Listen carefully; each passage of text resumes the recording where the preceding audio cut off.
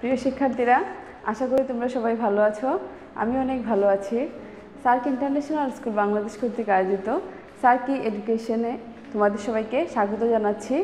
আমি তোমাদের সাথে আছি বিউটি দত্ত। আজকে আমরা পঞ্চম শ্রেণীর ইংলিশ বিষয়টি পড়ব। আমরা পঞ্চম শ্রেণীর ইংলিশের গত ক্লাসে শর্ট কোয়েশ্চেন নাম্বার 10 নিয়ে আলোচনা করেছিলাম। আমরা জানি যে আমাদের ইংলিশের প্রশ্নটা কিভাবে আসতে পারে। আমরা তো প্রথমে সিন আর আনসিন আনসার করব এবং 9 থেকে 13 পর্যন্ত আমরা আনসার করব। 9-এ আসবে আমাদের WH কোয়েশ্চেন, যেগুলো আমরা অলরেডি পাঠ পড়েছিলাম, যখন প্যাসেজ যখন পড়েছিলাম তখন আমরা WH কোয়েশ্চেন পড়েছি। তারপর কোয়েশ্চেন রিঅ্যারেঞ্জে আমরা ওই সময় পড়ে ফেলছিলাম যখন আমরা প্যাসেজগুলো পড়েছি। আমরা কোয়েশ্চেন নাম্বার 10 পড়েছিলাম গত ক্লাসে, শর্ট কোয়েশ্চেন। তো আশা করেছি যে তোমরা বাসায় সবাই শর্ট কোয়েশ্চেন নাম্বার 10 বাসায় বুঝতে পেরেছো, আবার বাসায় প্র্যাকটিস করেছো সবাই। আজকে আমরা শর্ট কোয়েশ্চেন নাম্বার 11 পড়ব। শর্ট কোয়েশ্চেনের কোয়েশ্চেন নাম্বার 11। কোয়েশ্চেন নাম্বার 11-এ নর্মালি 3 ধরনের কোয়েশ্চেন থাকে। যে কোনো এক টাইপের কোয়েশ্চেন আমাদের পরীক্ষায় আসতে পারে। তো 3 টাইপের কোয়েশ্চেন হলো, প্রথমটা হলো যে কিছু প্রশ্ন দেওয়া থাকবে, ওই প্রশ্নগুলো অনুযায়ী আমরা আনসার লিখব এবং এগুলো প্যারাগ্রাফ আকারে লিখব। প্রশ্নগুলো দেওয়া থাকবে ABCD অথবা 1 2 3 4 দিয়ে আলাদা আলাদা করে, কিন্তু আমরা আনসার লেখার ক্ষেত্রে আমরা এগুলাকে কীভাবে লিখব? প্যারাগ্রাফ আকারে লিখব। এগুলো আমরা আনসার লেখার ক্ষেত্রে ABCD দিয়ে লিখব না বা 1 2 দিয়ে লিখব না। তাহলে যদি ABCD দিয়ে লিখি তাহলে আমাদের আনসারগুলো হবে না, আমরা এগুলা প্যারাগ্রাফ আকারে লিখব। এটা গেল এক টাইপের কোয়েশ্চেন। আবার 2 নাম্বার যেটা ওর আছে, ওইটা আসতে পারে যে fill in the gaps. Fill in the গ্যাপসে শুধু আমরা টাইম মেনটেন করব, টাইমগুলো বসাবো, AM আর PM মেনটেন করব, কোন জায়গায় AM বসে আর কোন জায়গায় PM বসে। কোয়েশ্চেন নাম্বার 2, তারপর কোয়েশ্চেন নাম্বার 3 আসে যে একটা টেবিল থাকে, টেবিল অনুযায়ী আমরা আনসারগুলো লিখব। যেমন টেবিলের আমরা যেরকম ম্যাচিং পড়েছিলাম আমাদের সিন কম্প্রিহেনশনে, ওইরকম টেবিল থাকবে, বাম দিকে একটা অংশ থাকবে, ডান দিকে একটা অংশ থাকবে। আমরা বাম দিকের অংশ নিয়ে ডান দিকের অংশের সাথে ম্যাচ করব। তা আমরা এখন কোয়েশ্চেন নাম্বার 11-এর প্রথম যে আনসার দ্য কোয়েশ্চেন যেগুলো আছে আমরা ওগুলো নিয়ে আলোচনা করব এবং পরবর্তী ক্লাসগুলোতে আমরা ফিল ইন দ্য গ্যাপস এবং ওই ম্যাচিং নিয়ে আলোচনা করব। এখন আসো কোয়েশ্চেন নাম্বার আনসার দ্য কোয়েশ্চেনে আমরা কীভাবে আনসার করতে পারি। এখানে আমি তোমাদের জন্য 2টা কোয়েশ্চেন আনসার রেডি করছি। এই টাইপেরই প্রশ্ন থাকে। আমরা যদি 2-3টা প্র্যাকটিস করি তাহলে আমরা বাকিগুলো লিখতে পারবো। এগুলো মুখস্থ করার কোনো প্রয়োজন নাই, এগুলো সব আমাদের নিজে থেকে বানিয়ে লিখতে হবে। এগুলো মুখস্থ করলেও কাজে আসবে না। প্রথম কোয়েশ্চেনটা দেখো কীভাবে দিছে যে right 5 sentences about your daily routine considering the following points. মানে হচ্ছে যে তুমি 5টা প্রশ্নের আনসার দিবে তোমার ডেইলি রুটিন সম্পর্কে। এখন তারা বলছে যে কনসিডারিং দ্য ফলোয়িং পয়েন্টস, আমরা যে পয়েন্টসগুলো দিয়েছি ওই পয়েন্টসগুলো অনুযায়ী তোমরা তোমাদের ডেইলি রুটিনের আনসারগুলো মেক করবা।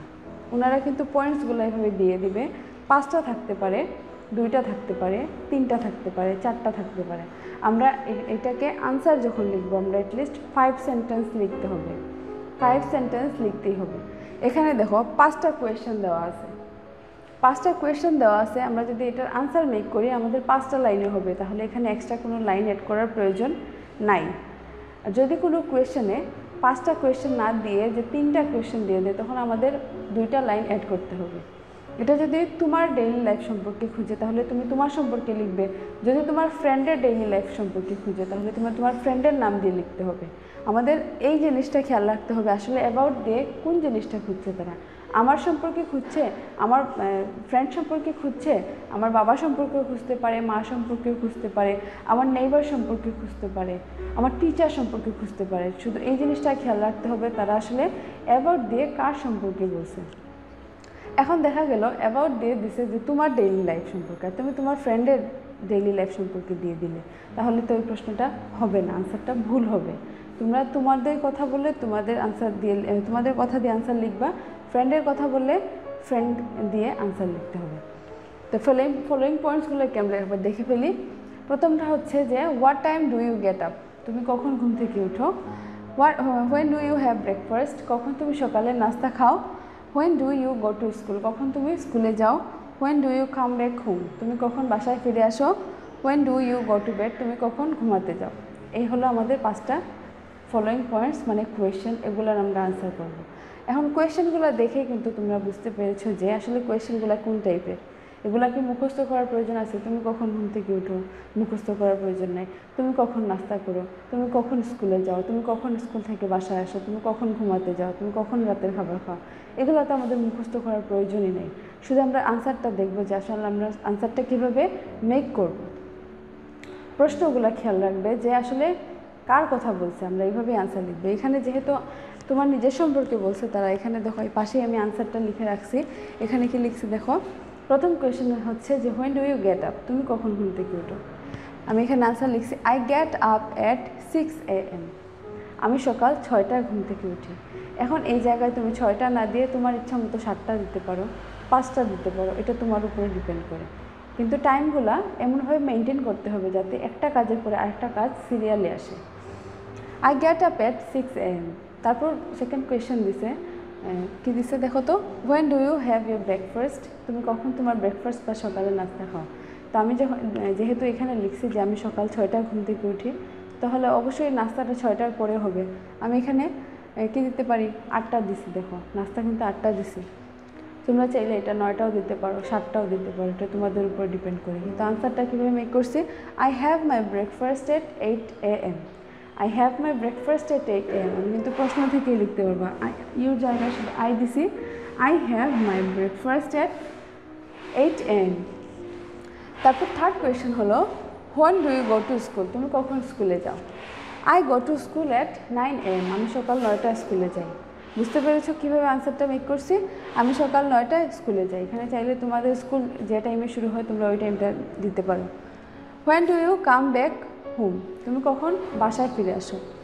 I come back home at 3 PM। আমি 3টার সময় বাসায় ফিরে আসি। When do you go to bed, তুমি কখন আবার রাতে ঘুমাতে যাও। I go to bed at 11 PM। আমি রাত 11টায় আমি ঘুমাতে যাই। এখানে যে আমি টাইমগুলো মেনটেন করছি দেখো, 6টার সময় ঘুম থেকে উঠি, 8টার সময় নাস্তা খাই, তারপর 9টার সময় স্কুলে যাই, স্কুল থেকে 3টার সময় আসি, আবার রাত্রে 11টার সময় ঘুমাই। তোমরা চাইলে টাইমগুলো চেঞ্জ করে দিতে পারো, কিন্তু প্রশ্নের আনসার লেখার সিস্টেমটা কিন্তু এইভাবেই হতে হবে। এখানে ফলোয়িং পয়েন্টসগুলো দেখো, ABCD না দিলেও আলাদা আলাদা করে পয়েন্টসগুলো দেওয়া আছে। আমরা কিন্তু আনসার লেখার ক্ষেত্রে কী করছি, প্যারাগ্রাফ আকারে লিখছি। এখানে কিন্তু কোনো ABCD বা পয়েন্টস দিয়ে আমরা আনসারগুলো লিখে নিই, আমরা একসাথে প্যারাগ্রাফ আকারে আনসারগুলো লিখে দিছি। এইভাবে আনসারটা লিখতে হবে। তো আমি যদি এভাবে লিখে ফেলি, আমার মুখস্থ করার প্রয়োজন নেই, আমি এটা নিজে থেকেই লিখতে পারবো। আমি কখন ঘুম থেকে উঠি, কখন নাস্তা করি, কখন স্কুলে যাই, কখন আসি, কখন ঘুমাই। আরেকবার পড়ে দিই, I get up at 6 AM। I have my breakfast at 8 AM. I go to school at 9 AM. I come back home at 3 PM. I go to bed at 11 PM. শুধু AM PM এর দিকে একটু খেয়াল রাখবা। সকালবেলা হলে AM বসবে, মানে রাত 12টার পর থেকে দুপুর 12টার আগ পর্যন্ত AM, এবং দুপুর 12টার পর থেকে রাত 12টার আগ পর্যন্ত হলো PM। সেকেন্ড কোয়েশ্চেন দেওয়া আছে কি, right 5 sentences about your mother's activities in the morning considering the following points। এখানে অ্যাবাউটের দিয়ে দিছে যে তোমার মায়ের অ্যাক্টিভিটিগুলো। উপরে আমরা পড়ছিলাম যে ইয়োর ডেইলি অ্যাক্টিভিটিস, তোমার ডেইলি অ্যাক্টিভিটিস, আর এটা হলো তোমার মায়ের ডেইলি অ্যাক্টিভিটিস। তাহলে এখানে অবশ্যই আমি আমার কথা লিখতে পারবো না, আমাদেরকে আনসার লেখার ক্ষেত্রে আমাদের মায়ের কথা এখানে উল্লেখ করতে হবে। What time does your mother get up, তোমার মা কখন ঘুম থেকে উঠেন। When does your mother say her prayer, কখন তিনি তার প্রার্থনা করেন। What time does she cook breakfast, কখন তিনি নাস্তা রেডি করেন। When does she it her breakfast, কখন তিনি নিজে নাস্তা করেন। এটার আনসার আমরা এভাবে মেক করতে পারবো। এখানে দেখো 4টা কোয়েশ্চেন দেওয়া আছে, আমাদের 5টা আনসার দেওয়া লাগবে। এই জন্য আমি প্রথমে একটা লাইন অ্যাড করে ফেলছি। এরকমভাবে যদি কোনো কোয়েশ্চেনে 3টা আনসার থাকে, প্রথমে 2টা লাইন অ্যাড করতে হবে, তারপর আমরা আনসারগুলো দিব। My mother has no weekend, আমার মায়ের কোনো ছুটির দিন নেই। Everyday my mother gets up from bed at 5 AM। প্রতিদিনই আমার মা সকাল 5টায় ঘুম থেকে উঠেন। She says her prayer at 5:15 AM। তিনি তার নামাজ আদায় করেন 5:15। She cleans everything at 6 AM। তিনি বাসার সব কিছু পরিষ্কার পরিচ্ছন্ন করেন সকাল 6টায়। She cooks breakfast for all at 7 AM। তিনি আমাদের জন্য নাস্তা রেডি করেন সকাল 7টায়। She eats her breakfast at 8 AM। তিনি তার সকালে নাস্তা করেন সকাল 8টায়। আমরা প্রথমে এই 4টা কোয়েশ্চেনের আনসার দেওয়ার আগে প্রথমে একটা লাইন অ্যাড করছি। কোনো প্রশ্নে যদি 3টা কোয়েশ্চেন থাকে আমাদেরকে অবশ্যই আগে 2টা লাইন অ্যাড করে তারপর কোয়েশ্চেন আনসারগুলো দিতে হবে। আরেকবার দেখো আনসারটা, my mother has no weekend. Everyday my mother gets up from bed at 5 PM. She says her prayer at 5:15 AM. She cleans everything at 6 AM. She cooks her breakfast for all at 7 AM. She eats her breakfast at 8 AM. তো আশা করি তোমরা এই short question 11 number কোয়েশ্চেনগুলো তোমরা বুঝতে পেরেছো। এই ধরনের question থাকবে এবং এইভাবেই তোমরা আনসার মেক করতে হবে। এগুলো মুখস্থ করার কোনো প্রয়োজন নাই, শুধু প্রশ্নে কী খুঁজছে এই জিনিসটা খেয়াল রাখবে। তোমার কথা বলছে না তোমার আশেপাশের মানুষগুলোর কথা বলছে, এই জিনিসটা খেয়াল রেখে তোমার আনসার করতে হবে। তো ভালো থাকো সবাই, ধন্যবাদ সবাইকে।